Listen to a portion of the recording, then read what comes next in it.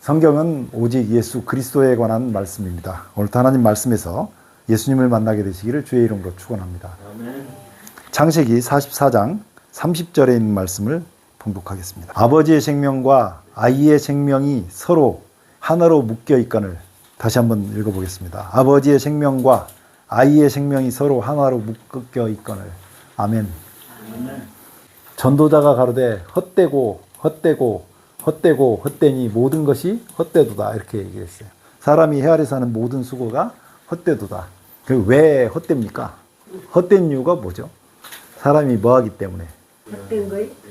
아무. 네? 유한하기 때문에. 유한하기 때문에. 그 정답이에요. 저걸 좀 쉽게 풀면요. 사람이 뭐하기 때문에? 죽기 때문에. 그렇죠. 유한하기 때문이라는 건 한계가 있어서. 그 말을 좀 쉽게 풀면 죽기 때문이에요. 사람은 죽어버리면 아무것도 없으니까 허무하다, 이렇게. 전도자는 그것을 깨달아가지고 자기가 누렸던 모든 부와 영예와 이런 것들을 다, 솔로몬이잖아요, 이 전도자가. 그랬던 것이기 때문에 헛되다고 얘기한 거예요. 사람은 어떻게 된다고요? 헛되다고요. 왜 헛되냐? 그럼 죽기 때문에, 유한하기 때문에, 죽음이 있어서 이게 헛되다고 얘기하는 것입니다. 오늘은 5사람의 죽음과 그 죽음을 배경으로 해서 한 사람의 아주 기가 막히게 성경에 숨겨져 있는 회개에 대해서 보려고 합니다. 5사람이 죽은 이야기를 하려면 창세기 35장에 여기에 4명의 죽음이 나와요. 몇 명의 죽음이 나온다고요? 근데 4명의 죽음인데 실제로 기록된 건 3명이에요. 1명은 숨겨져 있어요.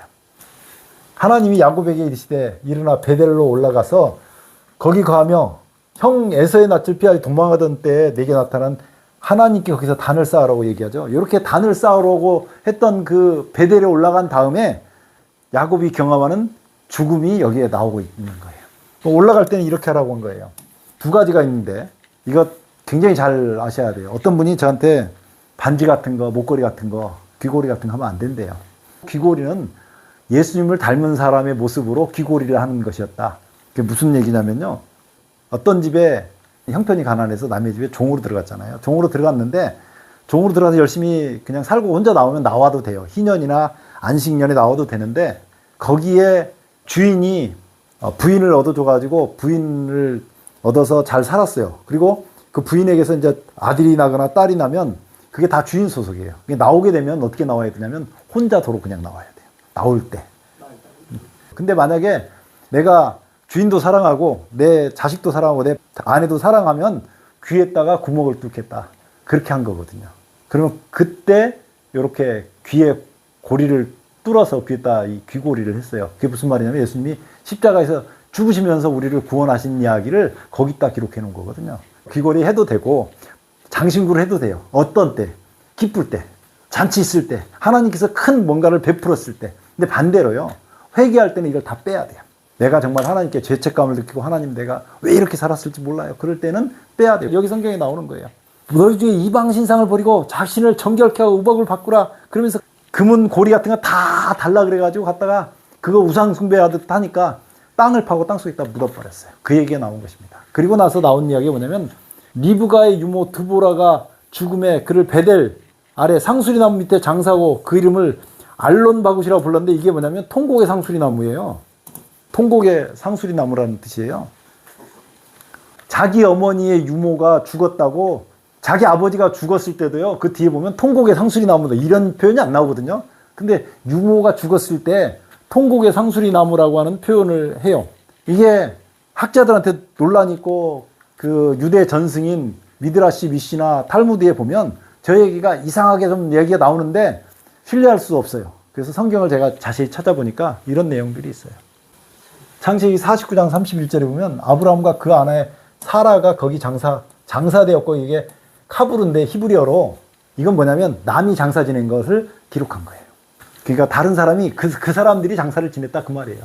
이삭과 그 아내 리브가도 거기 어떻게 됐다고요? 장사되었고.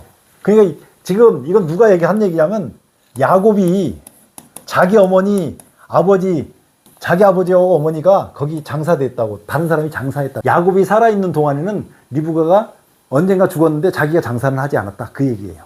그리고 나도 레아, 첫 번째 부인이죠. 레아를 그곳에 장사했다. 이게 카바르트인데 리브가의 그 죽음이 성경에 기록되어 있지 않았어요. 어디에 그러면 기록이 돼 있을까? 야곱이 하란에서 살 때 딱 한 번 고향으로 돌아가겠다고 한 적이 있어요. 그 두 아내를 14년 동안 봉사하면서 두 아내를 얻었잖아요. 야곱이 그 자기 삼촌 집에서 일을 열심히 했고 아내를 두 사람을 얻었으면 그 품삯은 두 부인 거예요. 두 아내를 얻었을 때 야곱이 그때 집으로 돌아가겠다는 얘기를 해요. 근데 그때쯤 유모가 온 게 아닌가 싶어요. 그리고 어머니가 돌아가셨다는 얘기를 들었을 텐데 듣고 있다가 이제 요 앞에 있었죠. 그 리브가의 유모 드보라가 죽으니까 그때 겹친 거죠. 야곱이 자기 아버지 축복을 가르칠 때 누가 그걸 시킨 거예요? 어머니 리브가가 시켰거든. 리브가가 왜 빨리 죽었냐면 야곱이 떠난 다음에 이제 형이 동생을 죽이게 생겼으니까 야곱을 떠나 보냈잖아요. 그러고 나서 리브가가 생각이 어떻겠어요? 그날부터 엄마가 자식을 바르게 가르쳐야 되는데 형 축복을 동생한테 가르치라고 엄마가 코치를 했거든요. 하란을 떠나올 때는 믿음의 여장부였어요. 내가 아브라함의 늙은 종하고 같이 가겠습니다. 그리고 아주 그냥 갈 길을 알지 못하고 온 그 믿음의 조상들처럼 그렇게 왔는데 와가지고 자식 낳고 살다가 둘째 아들을 편해가지고 그냥 둘째 아들 편을 들어가지고 문제를 삼은 게 그거예요. 그래서 떠나보낸 다음부터 리브가가 자기 가슴을 쳤을 거라고요. 얼마나 가슴을 쳤겠어요. 아이고, 네. 생각이 날 때마다 아이고 이 미친년 이렇게. 내가 왜 그렇게 잘못했을까? 그리고 자기 자신을 계속 탓하고 해결될 기미가 보이지 않죠. 그러다 보니까 야곱이 떠나는 날부터 시름시름 앓다가 빨리 죽은 거죠. 어머니의 죽음과 유모의 죽음이 겹치니까 어머니를 그때서야 떠나보내면서 얼마나 통곡을 했던지 통곡의 상수리 나무다 그렇게 이름을 붙인 거라고요. 여기 두 사람의 죽음이 있는 거예요. 하나님께서 야곱에게 복을 주시고 다시는 야곱으로 부르지 않겠다고요. 야곱이라는 말 뜻이 뭐냐면 발꿈치를 잡았다. 근데 다른 말로 사기꾼이다. 그런 말이에요.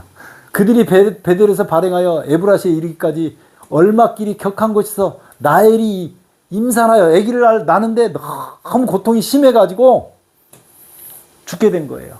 야곱이 14년을 실제로 봉사해서 얻은 부인이 라헬이에요. 자기가 그렇게 사랑하던 여인을 여기서 잊어버린 거예요. 그래가지고요. 야곱이 라헬의 묘를 세웠는데 이 베들레헴이죠. 베들레헴길에 예수님 탄생하신 그 베들레헴길에 했는데 지금까지 라헬의 묘비라 일컫더라. 그리고 나서 자기 아버지 이삭이 죽습니다. 그러니까 어머니 죽었지. 어머니의 유모가 죽었지. 그 다음에 자기 부인 죽었지. 자기 아버지가 죽었어요. 그러니까 야곱은 여기서 4명의 죽음을 경험을 해요. 이삭이 정말 생애에서 이삭과 리브가가 잘못된 건 뭐냐면 성경에 기록된 최초의 편애가 거기 있어요. 근데 그런 것을 보고 자란 야곱이 자기 아들들을 편애하지 말아야 되는데 편애를 하게 된 거예요. 야곱이 요셉은 노년에 얻은 아들이므로 이스라엘 여러 아들보다 그를 깊이 사랑하여 위하여 무슨 옷을 지었어요? 채색옷. 오늘날로 말하면 색동옷을 진 거예요. 색동옷을 지어가지고 입혔습니다. 그랬더니 형들이 아비가 형제들보다 그를 더 사랑함을 보고 그를 미워하여 그에게 언사가 불평하였더라. 근데 야곱은요, 자기 평생 자기 사랑을 바쳐가지고 다해서 얻은 아내로부터 낳은 아들이었기 때문에 그 마음이 어떻겠어요. 그런데 다른 아들들이 보기에는 아버지가 저놈만 사랑한다고 얼마나 시기 질투가 났는지 이 편애가 무서운 거예요. 편애를 하면 안 되거든요. 자식들은 아들이 됐든 딸이 됐든 이 편애를 하거나 그러면 안 되는 건데 그렇게 된 거예요. 근데요, 누구는 편애하는 모습을 보이면 안 돼요. 사람은 저럴지라도 하나님은 편애하면 됩니까? 안 됩니까? 안 되죠. 근데 하나님께서 불 붙인 집에 부채질 하듯이 아니 기름 붓듯이 그런 일을 하세요. 그거 뭐냐면 꿈을 꾸잖아요. 요셉이 꿈을 꾸는데 꿈을 꿔요. 어느 날 꿈 꾸고 일어나가지고 요셉이 형들한테 그런 거예요. 내가 꿈을 꿨는데 곡식단 우리가 베고 있는데 내 단이 다 일어서니까 당신들 단이 다 내 단한테 절합니다. 형들이 그라인도 저 기분 나빠 죽겠던 저놈인데 하나님께서 주신 꿈이잖아요. 꿈. 하나님께서 주신 것은 항상 좋은 일을 만든다 그랬죠. 지난번에 하나님께서 주신 건 항상 좋은 일을 만든다 그랬어요. 나쁜 일도 만들 수 있다 그랬어요. 네, 만들 수 있다 그랬어요. 이삭이 뱃속에 아이를 잉태하니까 기도해가지고 응답받았는데 둘이 싸우는 거예요. 평생 싸우네요. 이 두 사람이 죽을 때까지 싸우는 싸움이에요. 똑같아요. 요셉이 꿈을 꿨는데 형들이 그를 어떻게 했어요? 더 미워하게 했어요. 누가 그 부채질한 거예요? 하나님께서 부채질하신 거예요. 하나님의 섭리를 우리가 다 알지 못하죠. 요셉이 다시 꿈을 꾸고 그 형들에게 구하여 가로되 내가 또 꿈을 꾼즉 해하고 달 11별이 내게 절하더이다. 또 꾸고 두 번째 꾸고 이렇게 얘기하니까 얼마나 얄밉겠어요. 아버지가 꾸짖었대요. 나와 내 모와 내 형제들이 참으로 가서 땅에 엎드려 내게 절하겠느냐. 그 아버지는 그 마음에 그 말을 두었대요. 그런데 아버지가 형들이 요셉을 그렇게 미워하는지를 모르고 심부름을 보내요. 심부름을 보내니까 거기에 형제간들이 있다가 얼마나 동생을 미워했으면 저 새끼 온다 죽여보자 이렇게 한 거예요. 도단이라는 지역에 있었는데 아버지가 양 잘 키우는지 보려고 아들을 보내가지고 보냈더니 탁 보고 있다가 저놈 온다 그러고 죽이자. 얼마나 화가 났더니 형들이 얼마나 미워했으면. 그래서요 별명을 뭐라고 지었어요? 꿈꾸는 자. 네, 꿈꾸는 자. 저 꿈꾸는 자를 죽이자. 그리고 죽이려다가 구덩이에다 빠쳤어요. 구덩이에다 던지고 뭐 어떻게 하다 이렇게 했는데 그 큰형이 그래도 정신을 조금 차렸나 봐요. 살리려고 노력은 했어요. 유다가 있어요. 유다가 아이고 그래도 우리 형제인데 팔아보자. 그래가지고 저기서 오는 상인들한테 은 20개를 받고 팔았어요. 은 30개가 노예의 몸값이에요. 근데 요셉은 이때 17살이었거든요. 그러니까 어린아이들하고 여자는 은 20개였어요.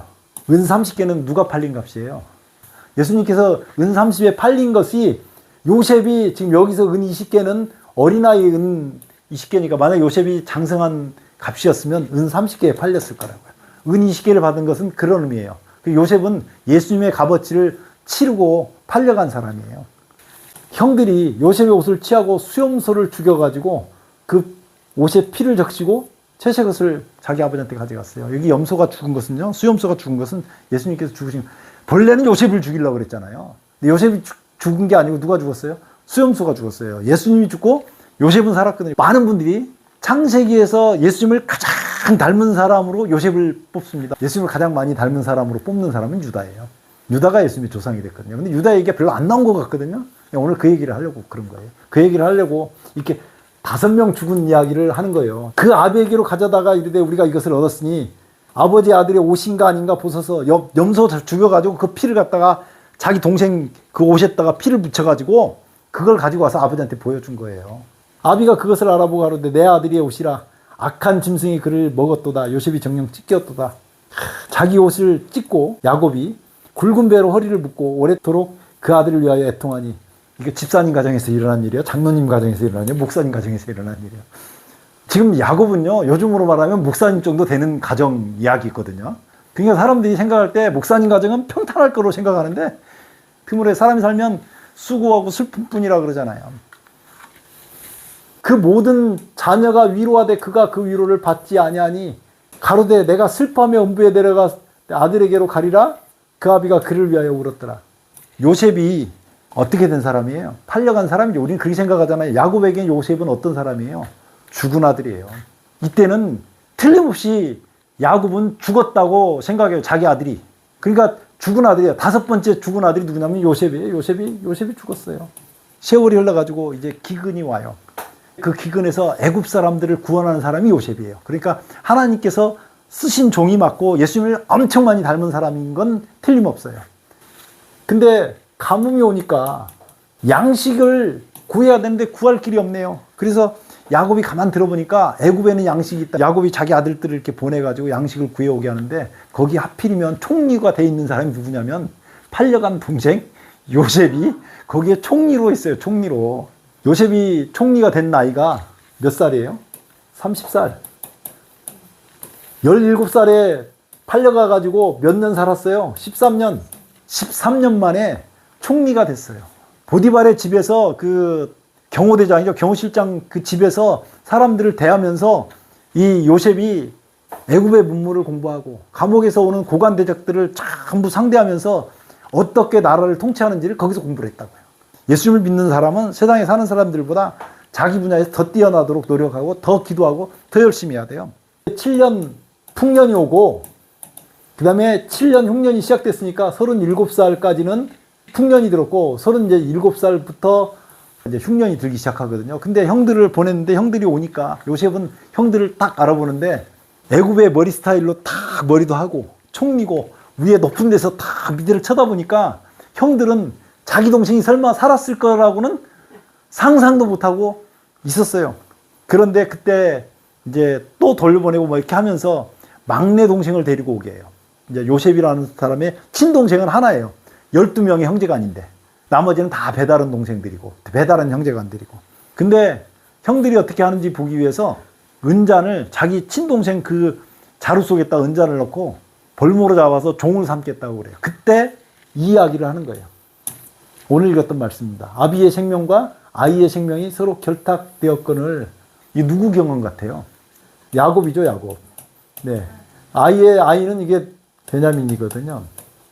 아비의 생명과 아이의 생명이 이거 유다가 하는 얘기예요. 유다가 지금 요셉에게 가서 요셉이 자기 동생인지는 모르고 애굽의 총리라고 생각하고 나가가지고 총리님 제가 한 말씀만 하게 해주십시오. 아이를 내가 담보해갖고 데리고 왔는데 아버지가 안 보내려고 그랬는데 이 아이의 형이 하나 있는데 형은 나가서 죽었고 없어졌고 이제 그 없어졌다는 그 형은 지금 요 앞에 있는 요셉이고 아비의 생명과 아이의 생명이 서로 결탁되었거늘 이제 내가 주의 종 우리 아비에게로 돌아갈 때 아이가 우리와 함께하지 아니하면 아비가 아이가 없음을 보고 죽으리니 이렇게 얘기를 한 거예요. 이거는요 야곱의 경험이기도 하지만 유다의 경험이기도 해요. 창세기 38장은 지저분한 얘기가 있어서 제가 입으로 언급은 하지 않겠지만 창세기 38장은 유다가 회개하는 장이에요. 이게 무슨 장이라고요? 유다가 회개하는 장이에요. 유다의 장자 엘이 여호와의 목전에 악함으로 여호와께서 그를 죽이신지라. 두 번째 아들 오난이 또 있는데 오난도 죽이신 거예요. 악함으로. 유다가요 자기 아버지가 통곡할 때 그렇게 가슴이 아픈지를 몰랐어요. 근데 자기 아들이 하나님께 죄를 지었던 어쨌든 자기 아들 둘이 죽고 나니까 가슴이 찢어지게 아파요. 그래서 요 유다가 했던 이야기가 이거예요. 창세기 44장 30절에 아비의 생명과 아이의 생명이 서로 결탁되었거늘. 이 이야기는 누구의 경험이냐면 유다의 경험입니다. 자기 아들 둘이 죽은 이야기를 이렇게 하는 거예요. 그래서 뭐라고 얘기하냐면 청컨대 주의 종으로 아이를 대신하여 있어서 주의 종이 되게 하시고 아이는 형제와 함께 도로 올려보내소서. 유다가 어떤 사람이 됐냐면 사람이 바뀌었습니다. 어떻게 바뀌었어요? 자기가 경험을 해보니까 아이가 죽으면 창자가 끊어진다는 것을 경험했어요. 자기가 아들 둘 보내면서. 그러니까 자기가 자기 그 동생 요셉을 갖다가 팔자고 그랬고 요셉을 죽이려고 할 때 동참했던 것이 얼마나 했는지 유다가 여기서 어마어마한 회개를 한 모습이 창세기 44장 30절에 이렇게 드러나는 거예요. 아마 아버지한테 고백을 하고 싶었을지도 모르겠어요.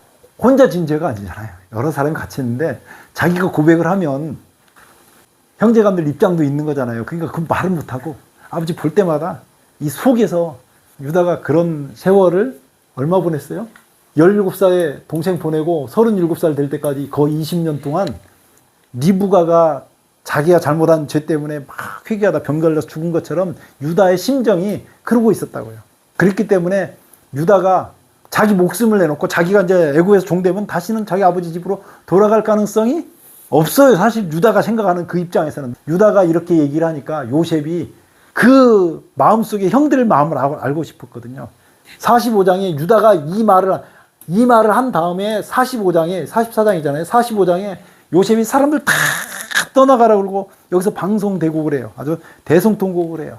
그동안 쌓였던 서름과 한과 고생과 이런 것이 형 말에 치료가 되는 거죠. 5명이 죽었다 그랬죠. 아무리 잘 살아도 결국은 죽습니다. 세상을 정복했던 알렉산더도 죽었고 세상에서 위대한 군주라고 불렸던 키루스도 죽었고 우리나라에 한글을 창제해가지고 지금까지 백성들을 편안하게 하셨던 세종대왕도 죽었고 나라를 지켰던 이순신 장군도 죽었고 세상에 죽지 않는 사람은 한 사람도 없어요. 어쨌든 사람은 다 죽어요. 그런데 하나님께서 처음에 뭐라 그랬어요? 어디로 가서? 베델로 올라가서 거기서 단을 쌓으라 그랬죠. 인생은 어차피 죽는데 그 죽음 가운데 여기 베냐민이 종이 되려고 그럴 때 이건 사실 죽음인데 베냐민이 종이 되려고 그럴 때 유다가 대신 청컨대 주의 종으로 제가 아이를 대신하여 종이 되겠습니다. 예수님께서 우리가 사람이 죽을 자리에 갔을 때 예수님께서 대신 죽으시고 우리를 어떻게 하신 거예요? 구원하신 거예요. 그 얘기를 지금 유다가 실현하고 있다고요. 요셉도 정말 예수님을 많이 닮았지만 유다가 회개한 유다가 예수님을 정말 많이 닮았고 예수님께서 이 땅에 오셔가지고 구원할 그것을 그대로 보여주는 인물이었기 때문에 예수님이 유다의 후손으로 오시는 거예요. 그래서 유다의 후손으로 오시는 거예요. 창세기 38장은 사람들이 보면 뭐 별 지저분한 얘기가 다 기록되어 있어서 한국 사람들은 특히 그런 얘기 설교 주제로 잘 안 뽑아요. 그런데 창세기 38장은 그 더러운 얘기가 기록된 게 아니고 유다가 왜 회개를 할 수밖에 없었는지에 대한 이야기와 예수님의 조상으로서의 그 회개한 사람의 변화된 이야기를 하고 있는 거예요. 사람의 운명은 어떻게 될지 몰라요. 그래서 우리가 오늘 호흡을 하는 이 순간에 누구 믿으라고요? 예수 믿으라고. 그래서 베델로 올라가서 하나님 앞에 내가 잘 살든지 못 살든지 내가 부자든 가난하든 내가 권력이 있든 없든 내가 지식이 있든 없든 예수님을 믿고 살라고 하는 것입니다. 인생이 왜 허무하냐면 예수 없이 믿으면 너무 허무하기 때문에 헛된 인생 속에서 그 청년의 날이 다 가고 삶이 끝나기 전에 예수님을 믿으라고 하는 것이 성경의 전체적인 메시지예요. 영원한 생명을 주시겠다고. 그러니까 우리가 예수님을 믿는다는 것이 어떤 것인지 기회가 있을 때 예수님 안에서 예수님과 함께 동행하는 삶이 정말 좋습니다. 오늘 말씀 마치면서 이렇게 힘든 인생을 살았던 야곱인데요. 야곱이 노년에 17년 동안 요셉에게 봉양을 받습니다. 몇 년 동안 받는다고요? 17년 동안. 야곱이 자기 아들 요셉을 몇 년 동안 키웠어요? 아니, 몇 살에 끌려갔다 왔어요? 17살에, 17살까지 키웠던 그 아들에게서 17년 동안 봉양을 받아요. 그런 그 아들에게서 봉양을 받고 죽었지만 우리가 천국에 가면 누구 만날 거예요? 야곱 만날 거예요. 요셉도 만날 거예요. 우리 아버지가 돌아가신 다음부터는 제가 세상에 아무런 소망이 없어요. 이제 주님이 오시면 또 주님 품 안에서 예수님 안에서 만날 날을 소망하고 살아요. 그래서 여기 계신 모든 분들이 십자가에 피 흘려 죽으시고 우리 죽음을 대신 죽으신 그 예수님을 마음의 구주로 영접하고 예수님과 함께 살게 되시기를 주의 이름으로 축원합니다. 기도하겠습니다. 아버지 우리 하나님 은혜를 감사합니다. 참 파란만장한 인생을 살았던 그 야곱이 한 사람 한 사람을 떠나보내면서 겪었던 그 슬픔의 크기만큼 또 우리를 사랑하시는 주님의 사랑이 그 모든 슬픔을 덮고 마침내 우리를 영원한 천국으로 인도하신다고 십자가 지신 그 예수님의 피로 보증하신 그 은혜를 인해서 감사를 드립니다. 우리가 주님 앞에 이렇게 있사오니 주님 우리를 받으시고 십자가의 벌로 우리를 발갛게 씻기셔서 주님의 것 삼으시고 우리를 주님의 것으로 인쳐 주시옵소서. 예수님 이름으로 간절히 기도드리옵나이다. 아멘.